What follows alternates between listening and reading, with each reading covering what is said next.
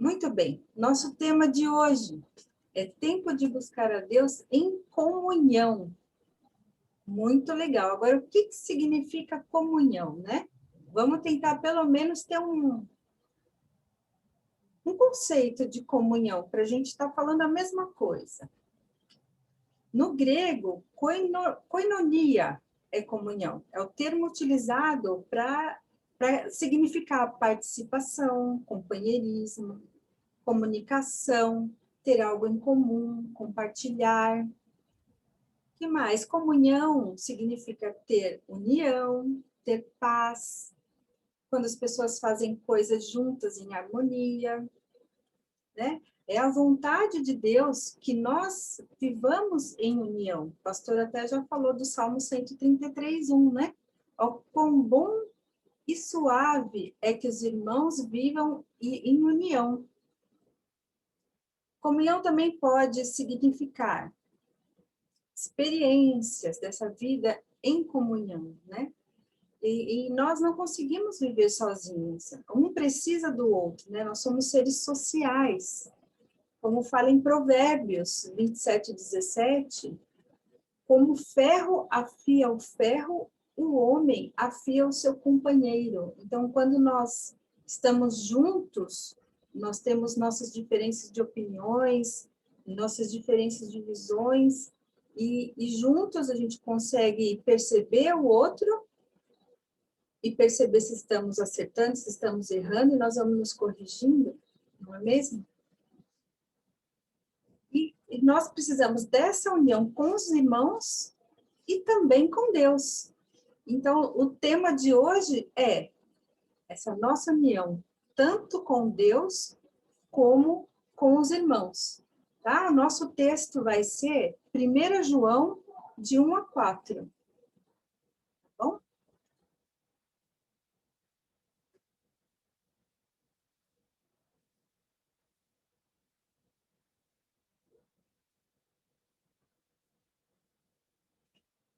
Ok? Todos já apostos? Então, eu queria conversar com vocês que existem alguns tipos de comunhão. Então, tem 2 tipos que eu vou explicar hoje. Estou fazendo que nem aula, né? Mas não é aula, hoje é pregação. Mas os tipos de união vocês vão gostar. É a união tamo junto e a união tamo junto e misturado. Tá bom? Isso aí vai ajudar a gente a fixar bem. Então, o que é o exemplo de união tamo junto? Tamo junto.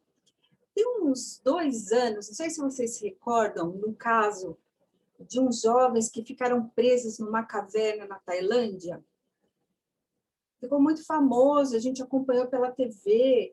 Eu mesma fiquei bastante preocupada e quando deu tudo certo também, fiquei muito feliz.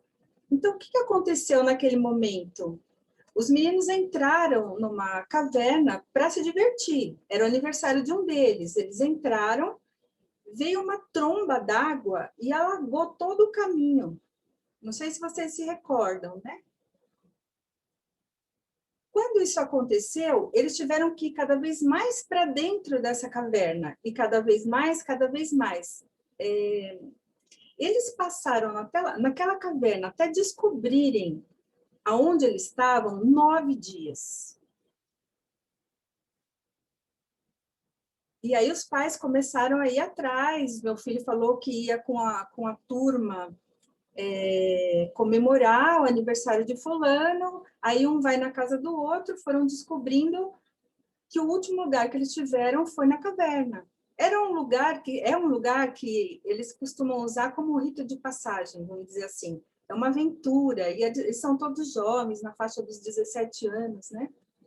E eles foram para essa caverna, ficaram presos, os pais começaram a perceber, os professores, e um professor também estava com eles, o professor que treinava o futebol com eles, e aí começaram a ir até a caverna. E essa caverna, já na entrada, é mais de 1 quilômetro, eles deixaram a bicicleta.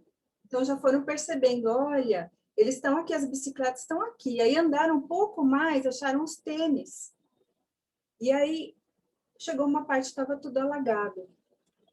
Então, um mergulhador, provavelmente da equipe da Tailândia mesmo, conseguiu, com o equipamento de mergulho, tudo, entrar nos túneis alagados e tentar observar onde eles estavam. Ele teve que andar debaixo da água 4 quilômetros até que conseguiu encontrar os meninos. Estavam todos vivos. E como hoje é a internet, celular, ele saiu da água na caverna, no vão da caverna que o grupo estava, e ele já ligou a luz do celular e já começou a gravar e já começou a transmitir. E aí ele pergunta, estão todos aí? Estão os 13 aí? E eles falam, sim, estamos. E isso já vai sendo filmado. Era aí que eu me emocionei.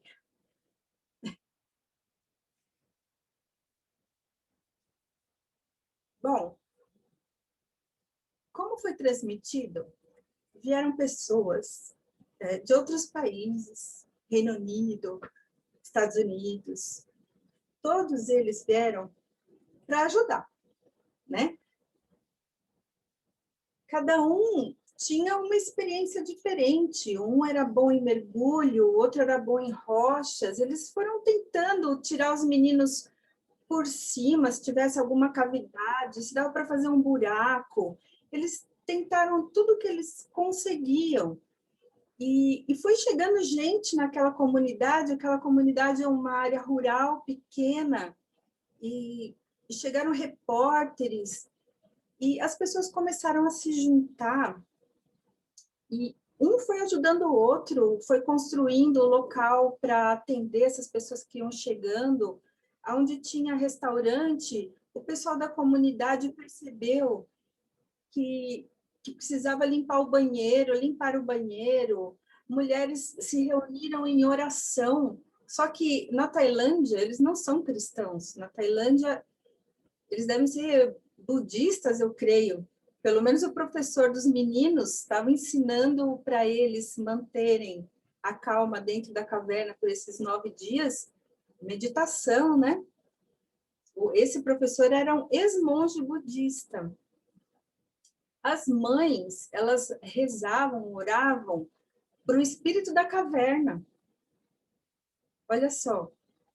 Mas esse não é o ponto hoje, né? Hoje o ponto é a união que teve dessas pessoas em prol do resgate desses meninos. Era preciso lavar roupa dos rapazes que entravam e mergulhavam, eles saíam todos cheios de barro. Então, vinha alguém da comunidade, pegava essas roupas, lavava, entregava limpa. Os professores foram para lá, os pais, todos os moradores se uniram. E ali, até que eles conseguiram ir resgatando, a cada dia eles conseguiam resgatar 3 pessoas. Então, o resgate demorou, se eu não me engano, 4 dias.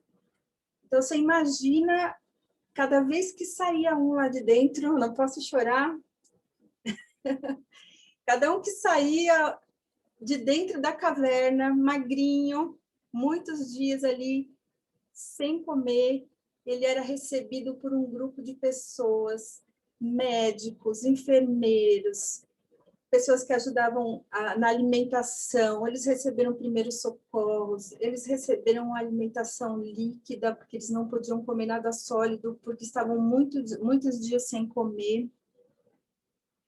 Eles foram acolhidos, receberam roupas limpas, depois foram para o hospital e tinham que te aguardar todo esse tempo eles serem resgatados. Aqui, eu estou contando para vocês, é um exemplo de comunhão tamo junto. Você percebeu como o ser humano pode fazer coisa boa? O ser humano é assim, a gente gosta de ajudar. Eu, que estou no Brasil, não estou na Tailândia, como eu fiquei feliz quando eles foram resgatados, né? Fiquei muito feliz. Isso a gente pode fazer um com o outro. Isso é o tamo junto. Estamos juntos. Mas agora, nós vamos para outro tipo de comunhão. É o estamos junto e misturado. Nesse estamos junto e misturado, vai ter mais gente envolvida, né? Então, nós vamos para o texto bíblico. Vocês podem, por gentileza, acho que já está aberto o 1 João, de 1 a 4. Eu vou ler a palavra, amém? O que era desde o princípio, o que ouvimos e o que vimos com os nossos olhos. O que contemplamos, as nossas mãos apalparam. Isso proclamamos a respeito da palavra da vida. A vida se manifestou, nós a vimos e dela testemunhamos. E proclamamos a vocês a vida eterna, que estava com o Pai e nos foi manifestada. Nós lhe proclamamos o que vimos e ouvimos, para que vocês também tenham comunhão conosco. Nossa comunhão é com o Pai e com seu Filho Jesus Cristo. Escrevemos essas coisas para que a nossa alegria seja completa. Amém?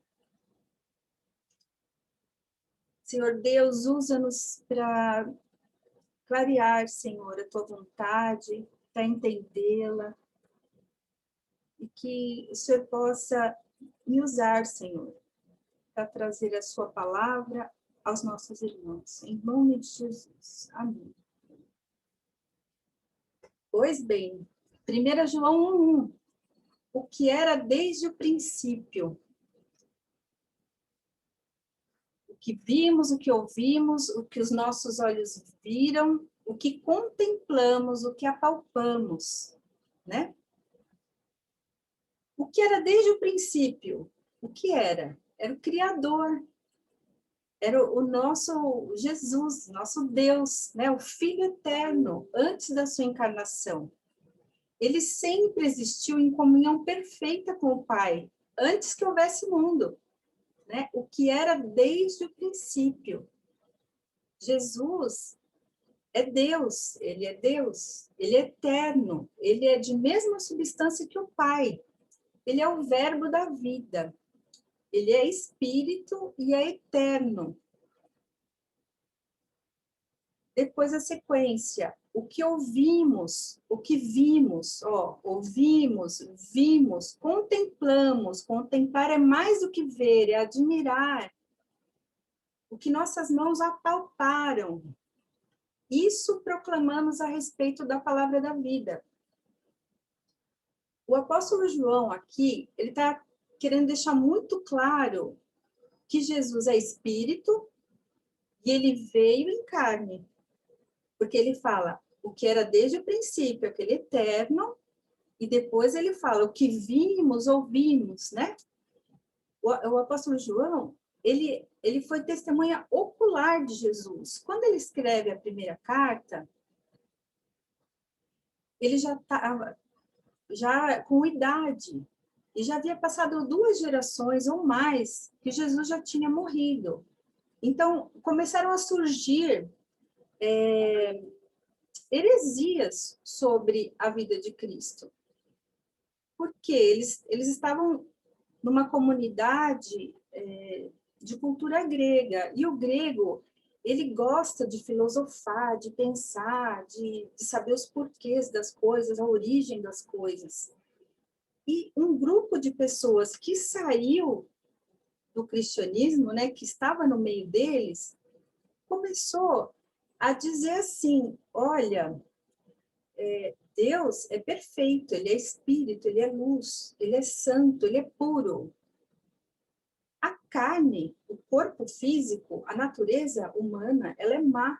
Não tem como Deus espírito se misturar com essa carne que é má, né? Então, eles estavam pensando dessa forma, e estavam ensinando isso às outras pessoas, que Jesus, na verdade, ele não veio em carne, era uma aparência de carne. Por isso que o apóstolo faz questão de dizer assim, sim, Jesus, é Deus, é Espírito, sim. E sim, Jesus veio em carne, sim. Por que que ele fez isso? Ora, se Jesus não veio em carne, ele não morreu. Se ele não morreu, os nossos pecados não foram pagos, né? Então, vai de encontro com o que o cristianismo ensina. Se o que é matéria é ruim, a pedra, a árvore, os animais, são todos seres materiais. Como que Deus, quando criou a humanidade, criou o mundo todo, lá em Gênesis, fala que era bom? Começou a entrar em conflito. Então, essa carta do apóstolo João, ela foi escrita para os cristãos, para eles acordarem. Olha, presta atenção, estão ensinando coisa errada para vocês, tá bom? Muito bem. Então, eu vou continuar no texto. E a vida se manifestou. Nós a vimos e dela testemunhamos. E proclamamos a vocês a vida eterna, que estava com o Pai e nos foi manifestada. A proclamação do que foi ouvido, visto e sentido fazia parte da palavra da vida, o Evangelho de Cristo. O Evangelho, ele, na verdade, ele anuncia e oferece a Cristo. Né? A proclamação é a proclamação da palavra da vida. Eu queria que a gente voltasse um pouquinho lá na cena da caverna. Você imagina só, claro, ali os meninos estavam no escuro e eles tinham dúvidas, eles não sabiam se iam ser resgatados ou não, e eles não tinham certeza de nada, eles só estavam esperando, na verdade já estavam mortos, né? E foi alguém lá e os resgatou. Então, aquele que não conhece a Cristo como Senhor e Salvador, ele está naquela caverna ainda, né? Ele sobrevive, ele não tem vida, ele só sobrevive. A pessoa que ainda não tem Cristo, a própria palavra de Deus diz, já está morta. Né? Aquele que está na caverna, ele ignora a vida eterna, não tem noção de vida eterna. E nem que Deus enviou o Filho para que todo que nele crê não pereça. Eles não sabem, né? E só tinha um caminho naquela caverna para sair. Vieram pessoas do mundo inteiro e só tinha um caminho. E para todos nós, né, seres humanos, criaturas de Deus, ainda não filhos de Deus, só tem um caminho, né? Jesus fala, e nós estudamos em João, no Evangelho de João, eu sou o caminho, não é um caminho, eu sou o caminho, o único caminho, eu sou a verdade e a vida. O apóstolo João está aqui tentando dirimir heresias, porque a verdade era que Jesus veio. Jesus era filho de Deus e veio em carne para nos salvar. Amém?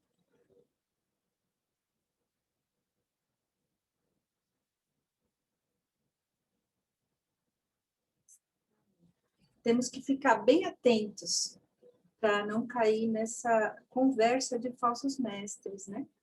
Hoje em dia nós sabemos que algumas denominações não trazem a verdade. Eu não vou dizer o que elas falam, eu vou confirmar que a verdade é a que você conhece, tá bom? Jesus veio em carne e veio para nos salvar. Ele é o Filho unigênito de Deus. Todo aquele que nele crê tem vida eterna. Então, essa é a verdade. Esse é o caminho da vida. Continuando, tipo de comunhão com Deus juntos e misturados. Agora nós vamos falar sobre a nossa comunhão com o Pai e com o Filho, que vai estar no próximo versículo. Nós, o versículo 2, no 3, perdão. Nós lhe proclamamos o que vimos e ouvimos, para que tenham comunhão conosco. Nossa união é com o Pai e com o seu Filho Jesus Cristo. Então, a comunhão com o Pai e com o Filho. Notem que a proclamação do Evangelho, ela tem dois objetivos. Um é a comunhão, tá? O outro nós vamos ver no próximo versículo. Mas o anúncio do Evangelho ele não salva. Quem salva é Cristo. Ao anunciar o Evangelho, nós oferecemos a vida em Cristo. E é isso que o apóstolo está falando. Nós estamos proclamando o Evangelho para termos comunhão com os irmãos, aqueles que já estão salvos. Imagina só, aqueles meninos que estavam lá na caverna. Eles estavam sendo salvos, eles estavam sendo resgatados. Quando eles chegam naquele local que as pessoas vão acolhê-los, que vão dar alimento, que vão dar os primeiros socorros, ali eles estão em comunhão. Então, o objetivo primeiro da proclamação do Evangelho é a comunhão daqueles que já foram salvos por Cristo. Ok? Esse é o objetivo primeiro, que essa comunhão é o que aconteceu ali, todos juntos, cada um com cada um com a sua especialidade, trabalhando juntos para um único objetivo, para o bem comum. Né? Da mesma forma, na igreja, nós somos esse grupo de voluntários. A diferença daqueles da caverna é que nós temos o Espírito Santo. Né? E tudo que nós fazemos é por Cristo, em Cristo e para Cristo. Né? E fazemos isso em comunhão com os irmãos. Por isso que eu estou falando que é junto e misturado. Porque nós estamos juntos como irmãos, mas também com o Espírito Santo, com Jesus e com Deus. Então, nós estamos bem unidos. E o objetivo é servir a Deus, servir a Jesus, né? Como corpo de Cristo, como igreja. Então, é na comunhão dos irmãos que nós vamos receber alimento espiritual, afeto, ensino da palavra. Né? Nesse momento de comunhão, nós vamos orar uns pelos outros e nós vamos nos fortalecendo. E cada vez que nós nos fortalecemos, nós somos capacitados a ajudar aqueles que estão sendo resgatados. Isso não para. Como lá na caverna demorou 3 dias para resgatar todo mundo, imagina aqueles que Deus já escolheu, que ainda vão ser resgatados. Né? Nós somos a equipe.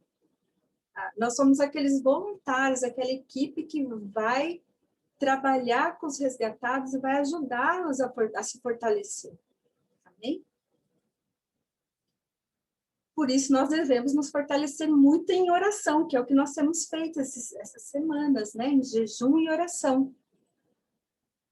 E nós temos também que aumentar a nossa intimidade com Deus. Como que nós fazemos isso? Através da oração, leitura da Bíblia, louvor, na obediência a Deus, na reflexão das coisas de Deus. Em Hebreus 4,16 diz assim: assim sendo, aproximemo-nos do trono da graça com toda a confiança, a fim de recebermos misericórdias e encontrarmos graça que nos ajude no momento de necessidade. a obediência no amor.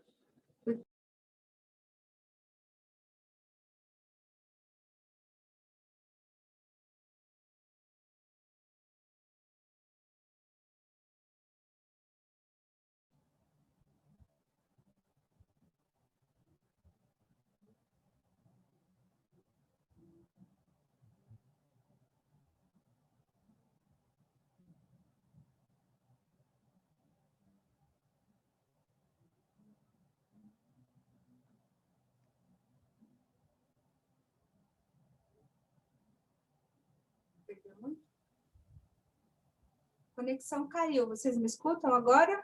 Sim. Ok. Eu não sei até onde foi até que nós devemos buscar mais a Deus em oração, em obediência. Isso. Amém? Amém. Então, mais uma coisa que o apóstolo João traz para a gente aqui, está no versículo 4. Escrevemos essas coisas para que a nossa alegria seja completa. O que o apóstolo quis dizer com isso? A alegria que o apóstolo está dizendo é a alegria de compartilhar o verdadeiro conhecimento de Cristo. Então, quando ele compartilhava e as pessoas se juntavam a ele em comunhão, a alegria para ele é plena, assim, é completa. Ele ficava muito feliz de conseguir, ele conseguir não, mas de perceber a união dos irmãos em Cristo. Assim como eu comentei da minha alegria de ver aqueles meninos sendo resgatados, a alegria de João era maior ainda, porque ele tá cumprindo o que próprio Jesus determinou para ele, comissionou ele a fazer, né? E também nos comissionou, que é anunciar o Evangelho. A alegria está nessa comunhão que essa proclamação produz, né? O propósito imediato dessa proclamação é a comunhão. E o propósito último, né, dessa comunhão, dessa proclamação, seria a alegria. Isso quem disse foi o John Stott, né? Que seria 2 propósitos, a proclamação do Evangelho, comunhão e alegria. E o apóstolo João, para ele, a alegria completa é essa, compartilhar o verdadeiro conhecimento de Cristo. A gente pode encontrar o texto em 2 João 12. Bem?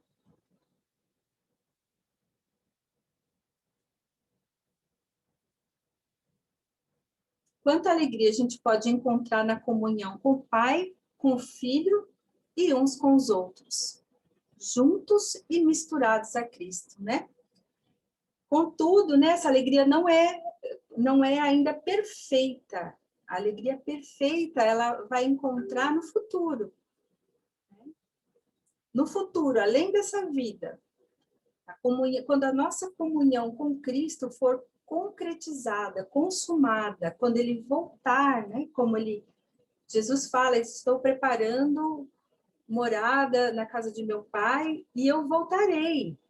Então, quando ele voltar, nós temos um lugar com ele. E aí nossa alegria, nossa comunhão com ele vai ser completa. Né? E se nós achamos aqui que o nosso local de vida é maravilhoso, o sol, né, as árvores, os animais, quanta coisa boa tem aqui. Mas aqui também tem muita coisa ruim, tem doença, tem Covid, tem corrupção, tem morte. E quando nós formos consumar a nossa comunhão com Jesus, vai ser naquela nova terra, naquele novo céu, onde não haverá mais dor, nem lágrima, nem doença, nem morte. Então, ali a nossa alegria estará completa. Amém? Por isso, aquele que era desde o princípio se manifestou no tempo, os apóstolos viram, ouviram, apalparam e nos anunciaram a Cristo. Esse anúncio chegou para nós como chegou naquela época, para os cristãos da época, no primeiro século, né? Para que nós tivéssemos essa comunhão com Cristo e com Deus em plena alegria. Amém? Então, eu queria fazer uma pergunta para vocês. Nós estamos juntos? E misturado? Amém. É isso, gente. Deus abençoe.